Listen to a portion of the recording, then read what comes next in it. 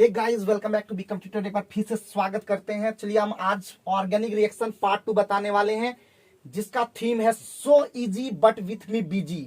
याद रखिएगा वो डायलॉग शुरू का, so easy but with me busy. और इसमें हम आप लोग को पहला पार्ट में सबस्ट्रेट, रिएजेंट, इंटरमीडिएट और प्रोडक्ट, ये चार चीज का हम लोग बात किए थे, जिसमें इंटरमीडिएट के बारे में हम वहां पे नहीं बताए थे। तो याद रखिए सबस्ट्रेट प्लस रिएजेंट, कभी कभी आप लोग को देखने को मिलेगा इंटरमीडिएट, और उसके बाद फिर से आपको प्रोडक्ट मिलेगा। इंटरमीडिएट जो होता है बहुत ही रिएक्टिव स्पीसीज होता है, याद रखिएगा।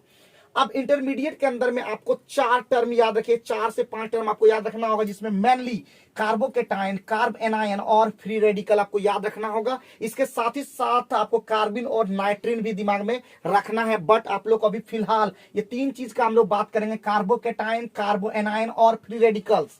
अब हम लोग एक एक चीज को बात करेंगे, और इसके पहले भी हम आप लोग को बता चुके थे पार्ट 1, उसको जरूर से जरूर देखिएगा, जिसमें हमारा एक डायलॉग था कि ऑर्गेनिक रिएक्शन का हम निकाल देंगे बोकला, और अगर सीख जाइएगा तो खिला दीजिएगा ढोकला। अब याद करके आप लोग बना के और बताइएगा कि अभी तक आप लोग को क्या क्या दिक्कत अभी आ रही है। अब पहला जो टर्म है, अब इंटरमीडिएट का जो पहला टर्म है कार्बोकेटाइन। कार्बोकेटाइन जो होता है वो एक ऐसा स्पीसीज होता है having a carbon atom possessing a sextet of electrons and a positive charge is called carbocation. तो ध्यान दीजिएगा, कोई भी वैसा स्पीसीज जिसके अंदर में सबसे पहला कार्बन एटम होना चाहिए, और पोजेज मतलब होता है रखना। क्या रखना चाहिए? सेक्सटेट ऑफ इलेक्ट्रॉन, 6 इलेक्ट्रॉन होना चाहिए, एंड उसके पास पॉजिटिव चार्ज होगा। तो हम लोग क्या कहेंगे? आपको कहेंगे कार्बोकेटाइन। कार्बोकेटाइन के अंदर में आपको सबसे पहले दिमाग में रखना, देखिए ये CH3+, दिस इज कार्बोकेटाइन। इस कार्बोकेटाइन को कहते हैं methyl cation, and second is ethyl cation. Ethyl cation का फॉर्मूला आप देख पा रहे हैं, और भी बहुत सारा था, प्रोपाइल केटाइन, बहुत सारा जो आगे भी बढ़ सकते हैं।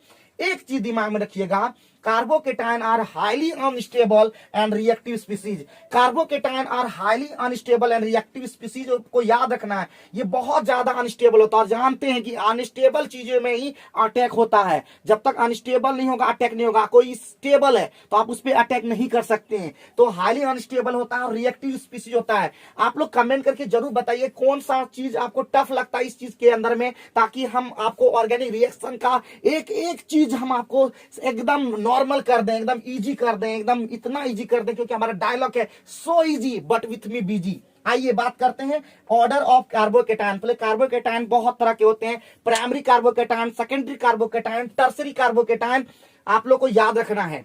तो प्राइमरी कार्बोकेटाइन यहाँ देखिए 1 डिग्री लिखे हैं, तो ये प्राइमरी कार्बोकेटाइन, ये भी 1 डिग्री यानी प्राइमरी कार्बोकेटाइन, ये सेकेंडरी कार्बोकेटाइन, ये टर्सरी कार्बोकेटाइन है। तो कार्बोकेटाइन का जो स्टेबिलिटी ऑर्डर हो जो होता है वो सबसे पहले होता है, सबसे ज्यादा हाईली अनस्टेबल होता है 3 डिग्री कार्बोकेटाइन।